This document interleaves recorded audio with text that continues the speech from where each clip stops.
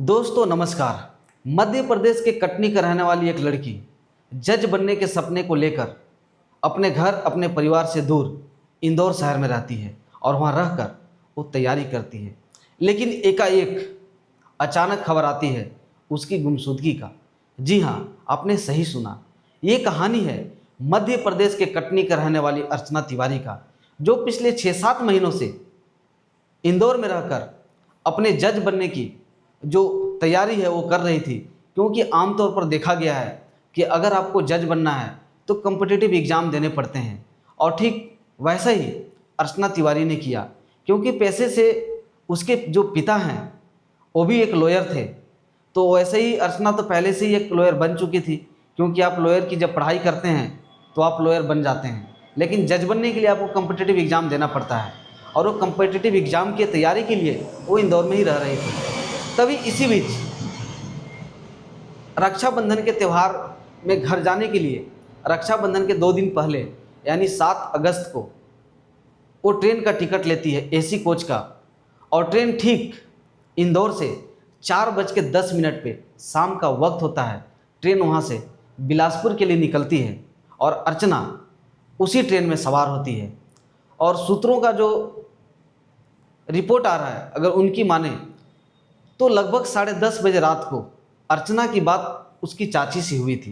तो आमतौर पे घर परिवार में किसी एक से अगर बात हो जाता है तो लगभग जितने भी मेंबर हैं घर में सबको जानकारी मिल जाती है कि हाँ, अगर कोई आ रहा है तो वो हमसे बात हुआ या नहीं हुआ तो खबर मिल जाती है। तो आमतौर पे उसके घर में उनके माता पिता सबको खबर मिल गई थी कि वो ठीक है, ट्रेन में है।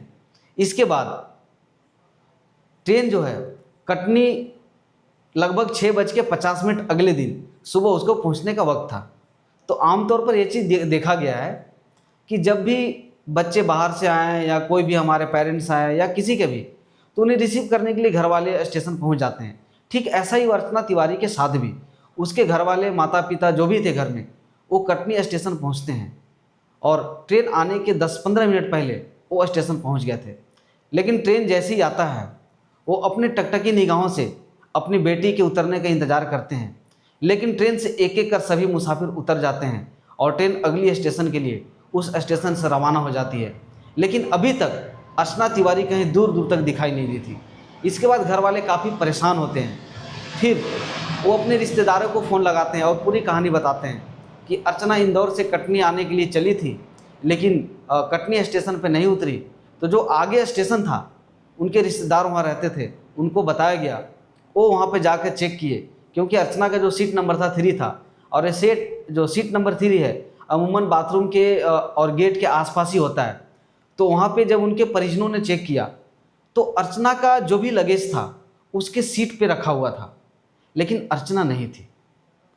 फिर जैसे ही ये खबर उनके रिश्तेदार अर्चना के घर वालों को देते हैं तो अर्चना के घर वाले लोकल पुलिस और जीआरपी को शिकायत करते हैं और एक एफआईआर दर्ज कराते हैं गुमशुदगी का। इसके बाद पिछले लगभग 12-14 दिनों से जीआरपी पुलिस के लगभग 5-7 टीमें इंदौर से कटनी के बीच में जितने भी स्टेशंस हैं, जितने भी नदी हैं, लगभग सभी स्टेशन में इन्फॉर्म किया गया, टीम गठित की गई और सभी नदियों में एनडीआरएफ के टीम के द्वारा भी वहाँ एक सर्च अभियान चलाया गया। शायद हो सकता है अर्चना वॉशरूम जाते समय गिर गई हो या किसी ने धक्का दे दिया हो, क्योंकि आमतौर पे हमारे देश में लड़कियों के साथ लड़कियों का गुमशुदगी का खबर, लड़कियों के साथ रेप का घटना, ये कोई नई बात नहीं है। अगर आपको याद होगा तो अभी कुछ महीने पहले ही सोनम राजा रघुवंशी का भी केस ऐसा ही था। पूरी टीम, पूरा यूपी, पूरा शिलोंग पुलिस पूरी जांच में जुटी थी, कहीं कुछ पता नहीं था सोनम का। लेकिन अचानक सोनम का फ़ोन आता है अपने भाई के पास और जानकारी मिलती है कि वो गाजीपुर में है। तो हम सब यही चाहते हैं कि अगर हमारे देश की बहन बेटियां अगर गायब होती हैं तो वो जहाँ भी हो वो सही सलामत हो, उनके साथ कोई अनहोनी ना हो। तो ठीक ऐसा ही अर्चना के साथ भी कुछ ऐसा ही केस देखने को मिल रहा था। लगभग 12-14 दिनों से पूरी जीआरपी पुलिस पूरी टीम परेशान थी। सभी स्टेशन, सभी जितने भी नदियाँ उस रूट में आने वाली थी एनडीआरएफ के द्वारा चेक कर लिया गया, उसका कहीं कोई सुराग नहीं मिला। पुलिस के पास बस एक ही ऐसा हथियार था जो शायद अर्चना तक पहुंचा सकता था, और वो था अर्चना का कॉल का सीडीआर।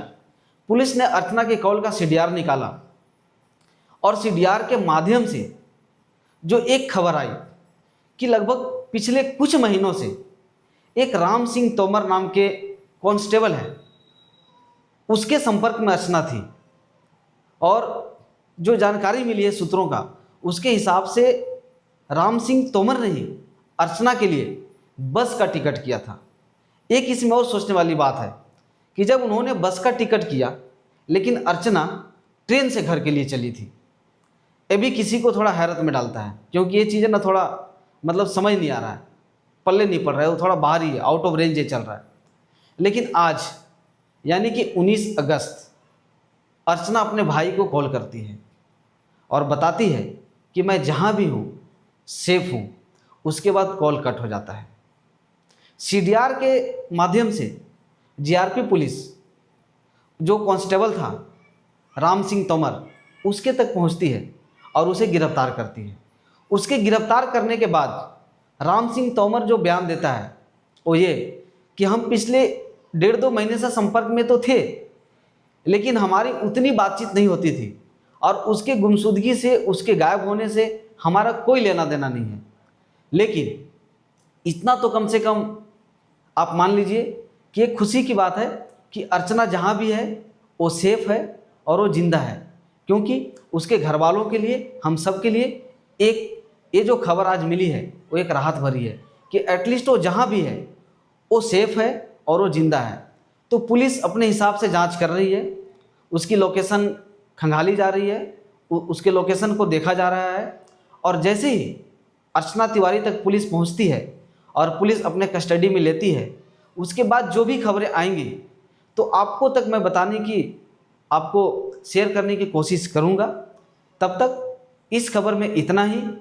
हम सब के लिए खुशी की बात कि अर्चना सेफ है, सुरक्षित है, जहां भी है वो ठीक है। तो आज के लिए इस कहानी में इतना ही। तब तक के लिए आप सबको धन्यवाद। और जैसे ही अर्चना से रिलेटेड कोई भी अपडेट हमारे पास आता है तो मैं आप सब से शेयर करने की ज़रूर कोशिश करूंगा। धन्यवाद।